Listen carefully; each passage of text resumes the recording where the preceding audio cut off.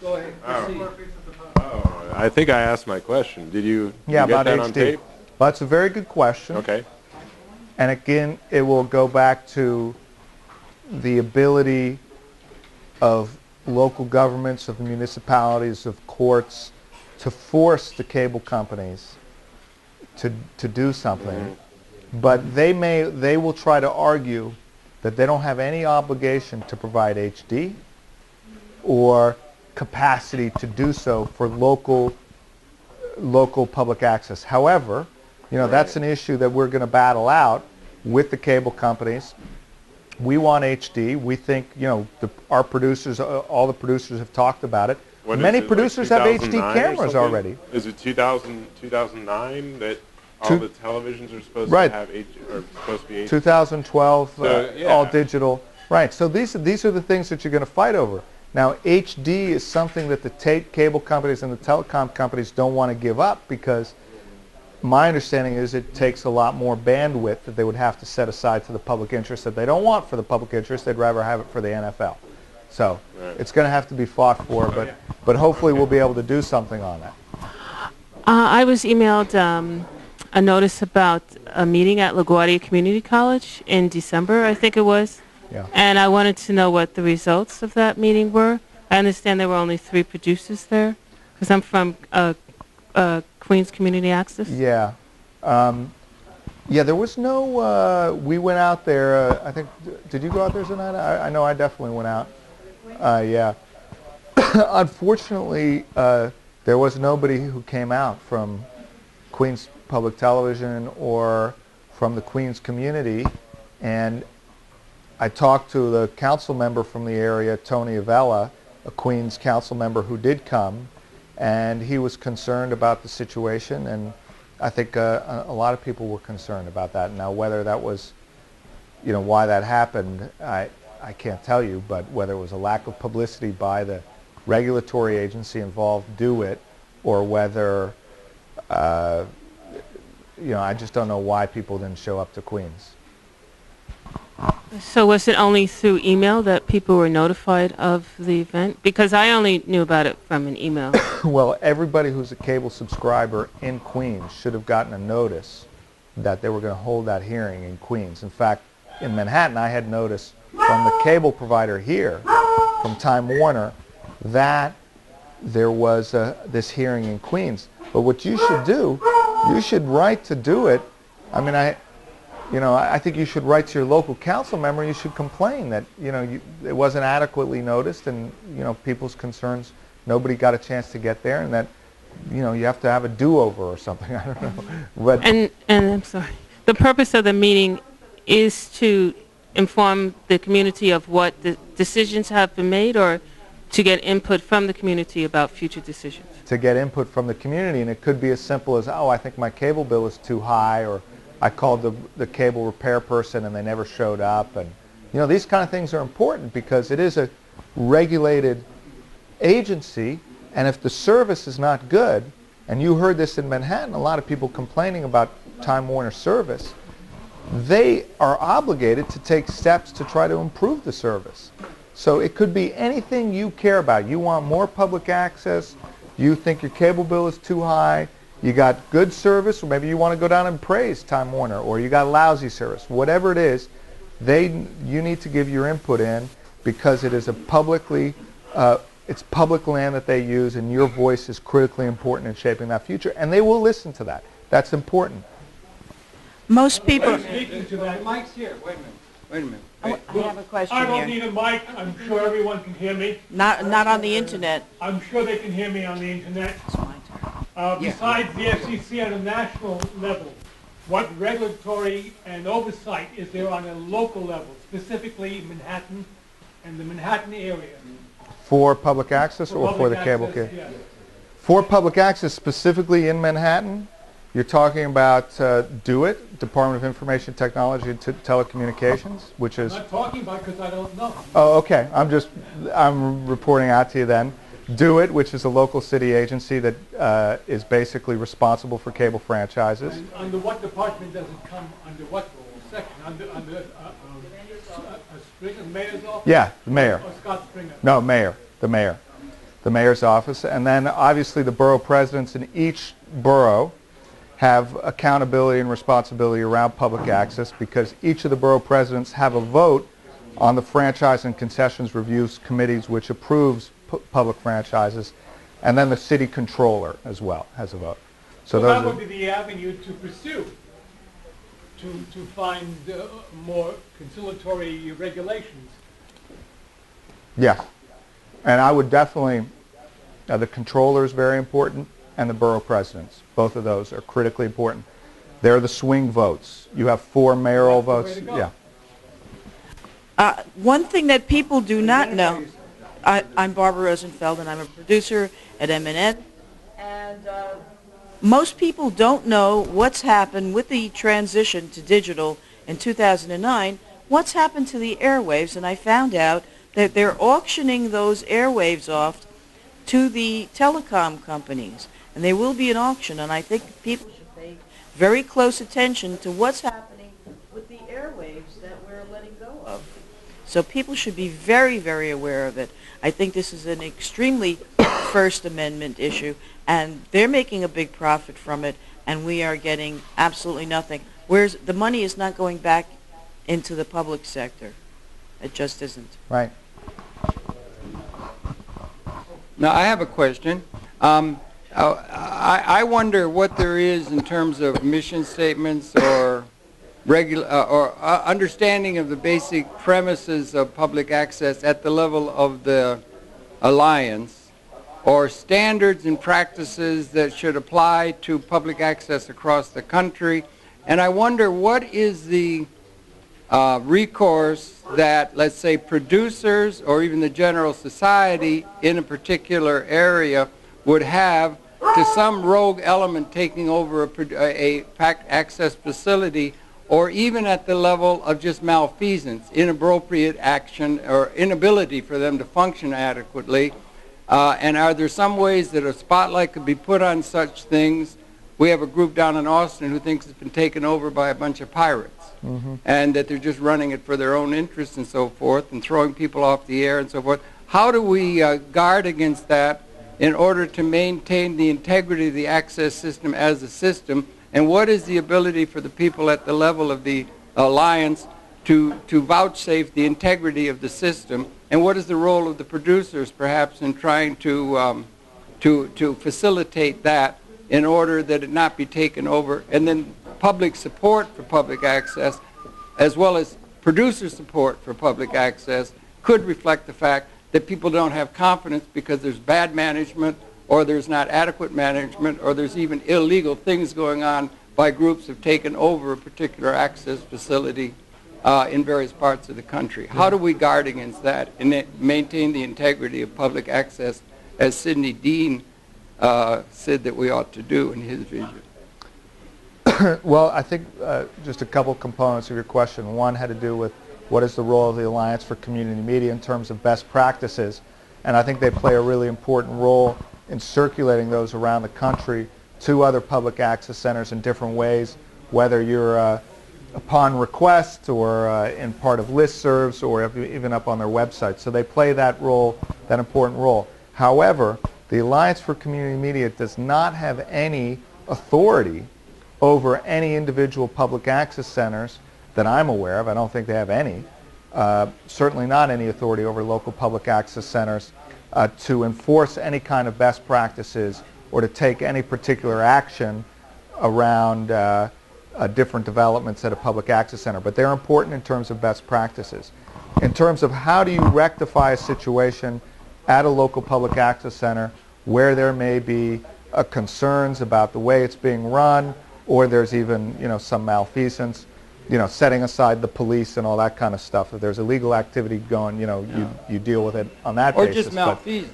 But you have to go to the local agencies that are accountable for the local franchising, or you even go to the local cable company. I'm sure they'd be helpful in attacking the local public access center. But you would want to approach really, first of all, the local municipality that has the franchise authority if you've exhausted all your possibilities at the local public access center. But the local franchise authority or the Public Service Commission will have some authority, or even the State Attorney General will have some authority over that public access center, because the State Attorney General does regulate public charities. Okay. Often in a lot of states. That's really good. And, go ahead. And I think finally you said, well, what role do producers have? Yes, exactly. And I think, you know, they could play a variety of different roles, but certainly I think the role that ACAP needs to play in particular, build and organize amongst producers, get out there with the local franchise authority, whether you're ACAP or not, get engaged with the system, and that's a great way to begin to influence it, whether you want to influence something at your local PEG center, or whether you want to influence something at the national or regional legislative or regulatory level. That's so the way to do it might be good if the producers could organize nationally. We're Yes. reaching out across the country, Yes. and they could vouchsafe the integrity of Sidney Dean's vision. If the administrators and the people who are not doing that, or they're doing it inadequately, they could keep tabs on what they're doing. If there's no capability to do that, if only just by shining a spotlight That's on right. egregious things, and that would be a good thing to have happen for the producers to get and bring organized your nationally. concerns to the local franchise authority. Okay. I have a real easy question. You mentioned video profits by Time Warner. Could you sort of help us out where those video profits are coming from, or what are, or, oh, I look nicer. I don't want anybody to recognize me. Hi, I'm Dean Lauren. I just wanted, you mentioned earlier the video profits from Time Warner have increased. Where are those video profits being generated from? What, I just... A lot of it will come from things as simple as local advertising. The advertising that's generated at the local level by your local cable system are part of your revenue, part of a cable company's revenue, typically.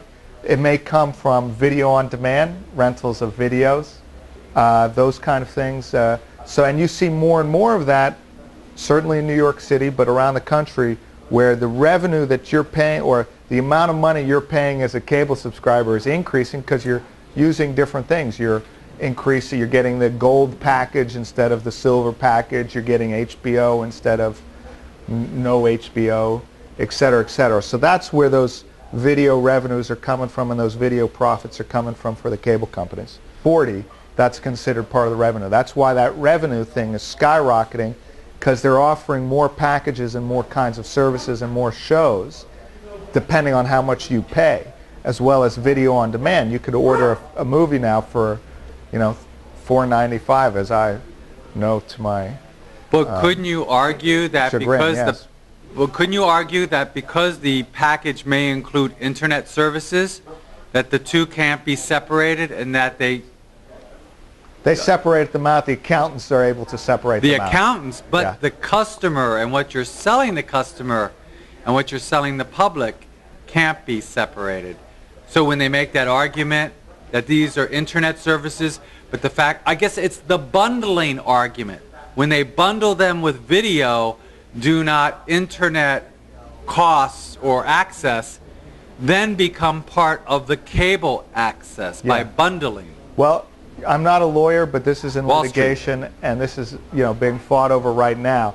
But it's important to remember that we have allies in this struggle, because a lot of municipalities, Harold mentioned it, are losing, or somebody else mentioned it, are losing revenue from this stuff.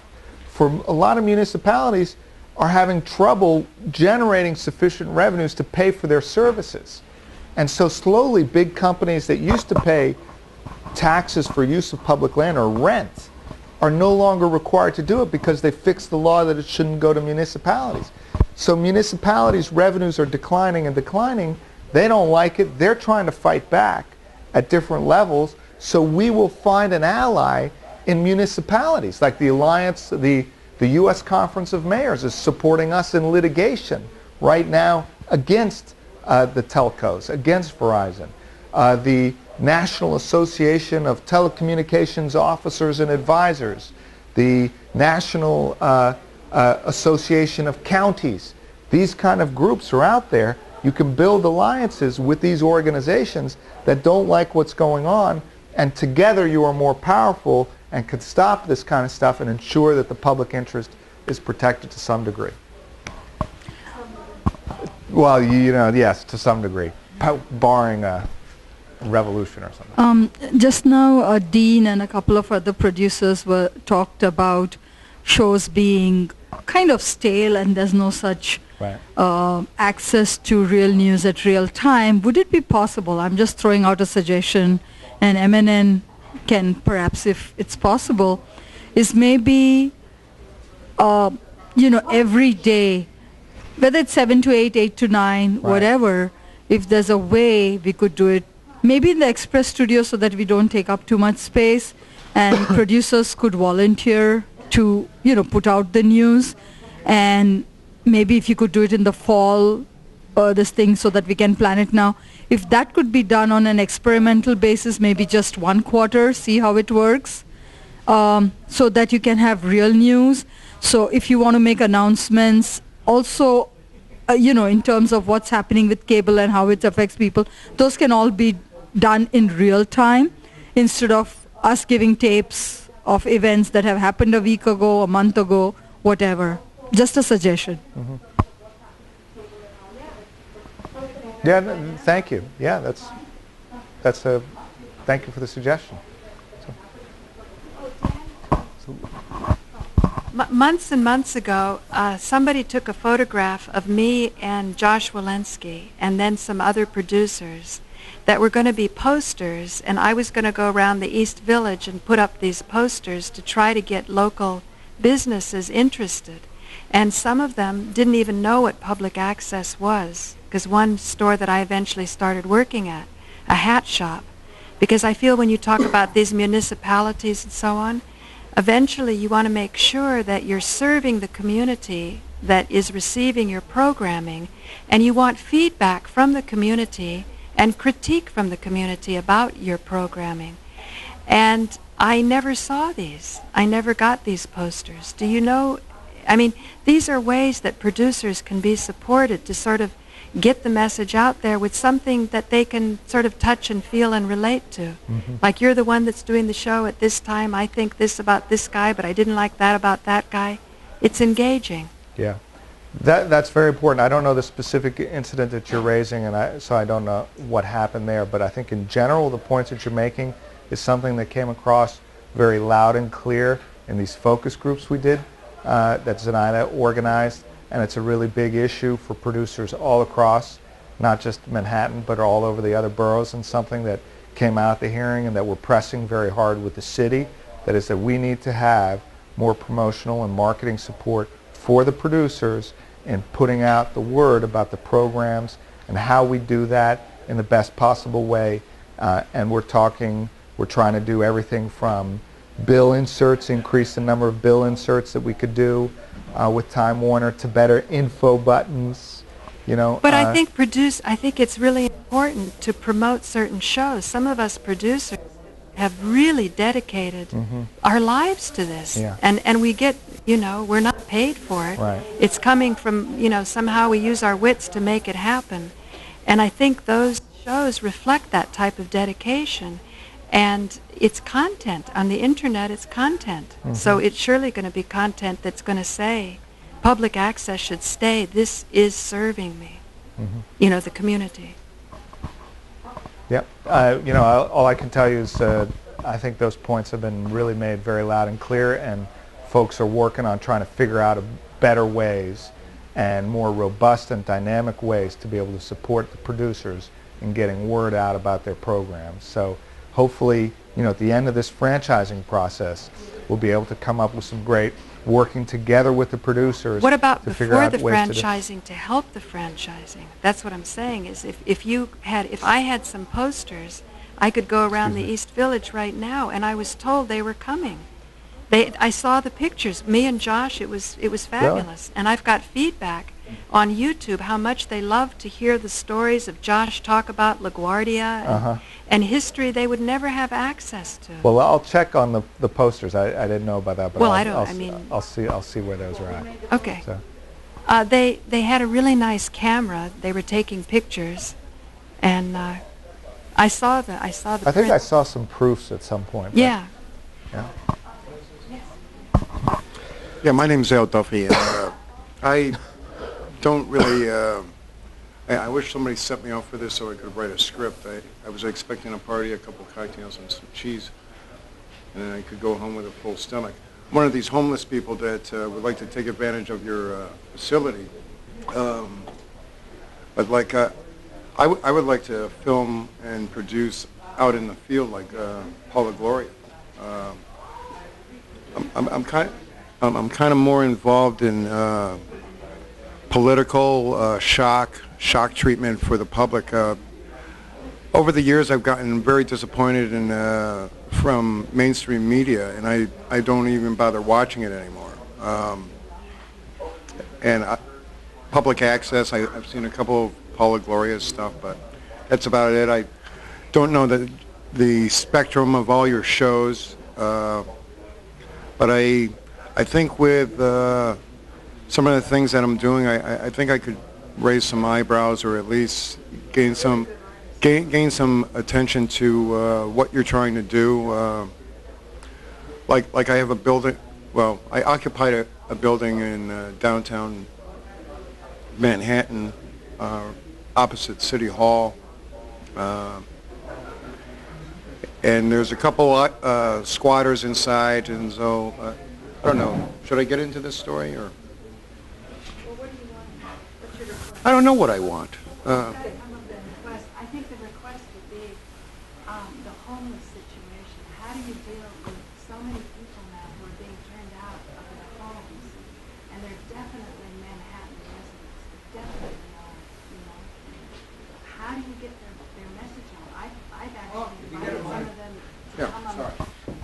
It's the question of the homeless, and I've invited some of them, not even knowing they were homeless, just because I was very impressed with the poetry. I saw the art. Some of these people, they just don't play the game to hold on to their apartment. They just so follow their art.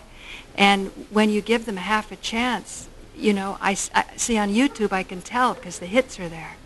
I see what opens people and touches them. And one just yesterday was reading from the anarchist book, and I didn't even know what anarchists were until he read this. And actually Harold called in for the show. And what he said was that WBAI and the homeless organizations don't really tell people what's going on with them. They are blocked by the very associations that are trying to protect them, supposedly, and look after them. And he said mine was the first show where he was able to express this, and I invited him about poetry and anarchy. I didn't even know he was homeless. And then in the show, it started to come out, the full dimension. And Harold was so wonderful, and because he's always supported my stream calling in, and then I post the shows later. But I don't think he would be able to be a producer at MNN because he doesn't have an address. You can. I think if you're homeless, you can be a producer at MNN. You just have to. There's just another form of. Well, we request. No, yeah, okay. Al Duffy again.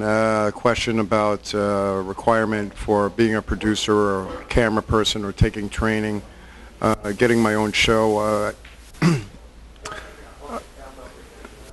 With every organization, there's always protocol, and it seems like there's no. I read your requirements for identification and bills and that sort of thing. Well, you're in a different category. I'm in a different category. You'll be my supporter. Yeah, we will my sponsor. I need a sponsor. There are occasions that come up whereby MNN policies don't fit every category of applicant applying, coming in and wanting to get training, and we will make reasonable accommodation to help and go the extra mile to try to work with folks to be able to meet our requirements, and where necessary make a reasonable accommodation to help folks out. And that has included in the past folks who are homeless, but maybe you're connected with a church or a different community-based organization in Manhattan, and they can vouch for you as a second party, and we will work with you on that, for sure. Harold. Eugenia, if Sydney was listened to, I think we wouldn't have as many homeless. He was a great guy. One of the things Sidney used to talk about, one of the things you have, if you have such a thing as good as Manhattan Network, you can come and produce a program. You couldn't have done it 20 years ago. It would have been about $500 to produce a program. That is not going to work for somebody living in a dumpster. And we want to have access to everybody if we can, so you want to have that. And one of the things Sidney used to talk about, what if you have more people wanting to use the facility or the distribution system? And he always said that the capacity should always be in excess of the demand, which is an idealized situation. But is it also possible, I've heard, maybe you could tell me, Dan, I'm not sure, but those 4 channels, it's a matter of bandwidth, and could they not be, if it was necessary, I heard Tony talk one time, they could be expanded to 12. And that there can be, so that what we're opening on is an abundant capacity rather than all the strictures of scarcity, which has been the model that informs the whole communication industry, or the whole economy for that matter. But does that make any sense, that we can be ahead of demand? Do we have more people wanting to do it that we can accommodate? Do we have to turn people away? And what about those models across the country, if you can address it, if you understand what I'm saying? Yeah, well, we try to accommodate most people coming up. That's not to say that everybody gets what they want when they want it. That's the problem. No, the volume is overwhelming. Like, just last Saturday I was in and talking to the people in the tape library, and they're going through 80 to 90 tapes that they're airing just on one day. Right, so that that's a heck of a lot. You have to manage. You have to time them all, get them on the air, set them up. It's a huge logistical problem to manage that volume of airtime that we do. Having said that, we absolutely need much more capacity, channel capacity, and resources, and that's something that's being discussed today. That's something that's being discussed between the telecommunications and the city about what kind of capacity should exist. And it goes back to the issue I raised before about, well, if you have only 4 public access channels with a system of 17, what's an appropriate ratio? Because really you should have, why shouldn't there be a trade union channel? Yes. Why shouldn't there be a human rights channel? Yes. New York City is the capital of human rights in the world. We have, you've got the UN here. Why shouldn't there be an NGO channel? Yeah. Why shouldn't there be all this kind of stuff? There shouldn't be a problem with that. But, a lot of the,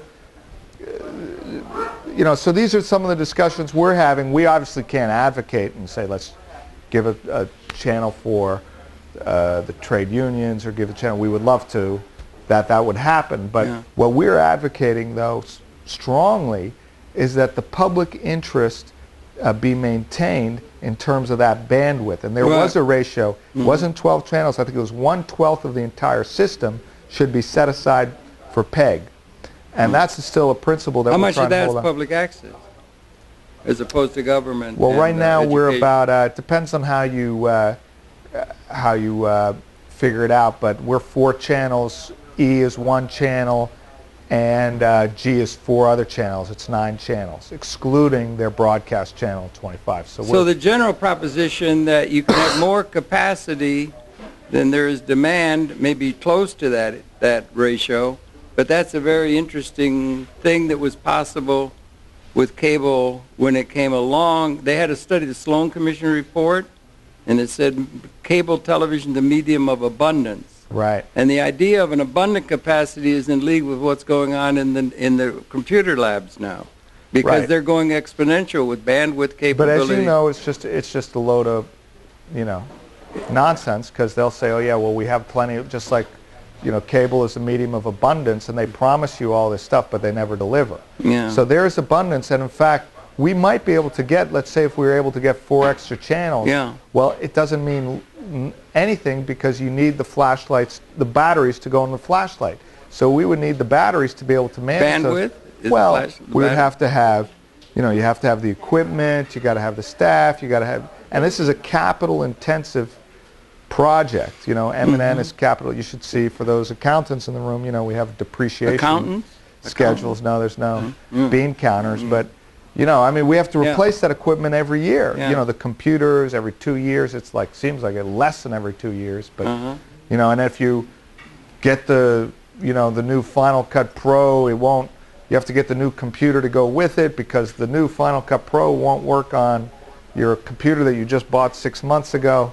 You know how this all works, right? Yeah, yeah. Oh, that's all part of the cyber development. Yeah, you got producers like Carol Channer wanting to do DVD duplicates. You got to go out and buy that equipment. Yeah, but you can get it for $200 at B&H. You can get it right there. That's not a problem. Yeah, but you know, yeah. So you gotta. And you know, we ought to have a thing where you give it to the guest, and it should have a logo on there, MNN or something, just for PR, for crying out loud. It's a great idea. And the DVD, and you can put a couple in there in an afternoon. I didn't mean to pull your chain. I know we got to go, but okay, yeah.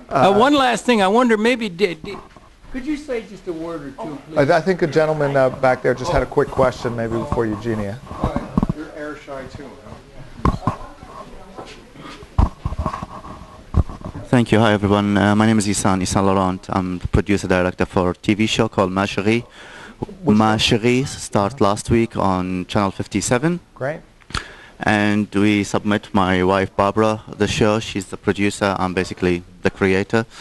And we got involved with the Independent Film Festival. We talk about the show. We told everyone about it, and then I received all the email that the Warner Brothers schedule, or the Warner schedule, there was a different show, different timing where I was, and I have to run to the station to be checked. And they said, this problem has been going for years. Warner never update their schedule for years. We are putting schedule from Brooklyn. Right. Your show is going to be on the air, but the schedule that went out has different name. And it is quite hard when you try to promote your show and tell all the people, and then they get letter that some different show, and apparently it's been going for a long time. So I wanted to talk to you guys if you give some attention to this. Yeah, I'm familiar. We're very familiar with the problem. We have been fighting with the companies involved, and it's not just Time Warner. It's another company called Tribune, because you send all the information to one company, they take it, put it in a particular format, and send it to another company. So everybody is denying any responsibility for the problem. But what we're hoping to do is try to resolve this once and for all in this present round of negotiations with the companies this year, before September. It may take a while, but we're familiar with the problem. We've been trying to resolve it. We've been doing everything we can. We've spent a lot of time on it, but we will make sure that, you know, we're trying to deal with it ultimately in September. Between now and then, you're just going to have to kind of live with it. It's not an easy problem to solve. It hasn't proved easy, but we know about the problem. Yeah, I'm sorry about it, and you know, but we'll talk to the people at the program department. They'll try to help you out, but they know the problem. I'm sure they're frustrated by it. We're all frustrated by it, and we have to hammer the company. I was surprised when they say it's been going for 2 years, and I was like, wow. You see, the problem is we don't have any power on the company. We don't have any authority to force the company to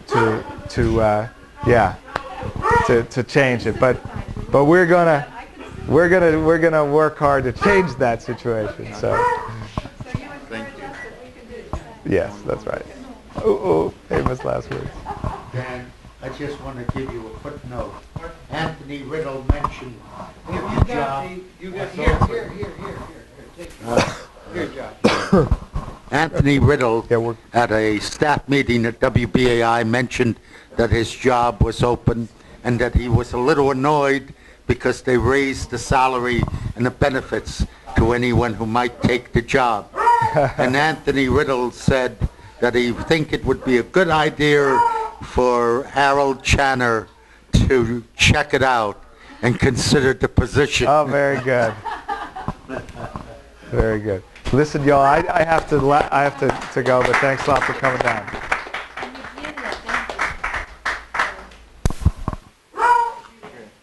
What do I give this, Joe? Enthusiasm by so many people.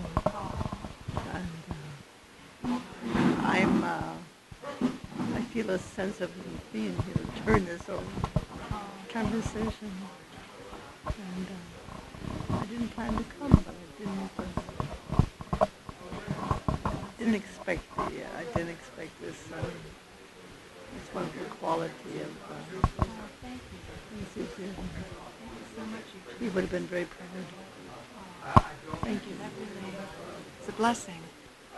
Thanks. People were here. So I'll turn the stream off now.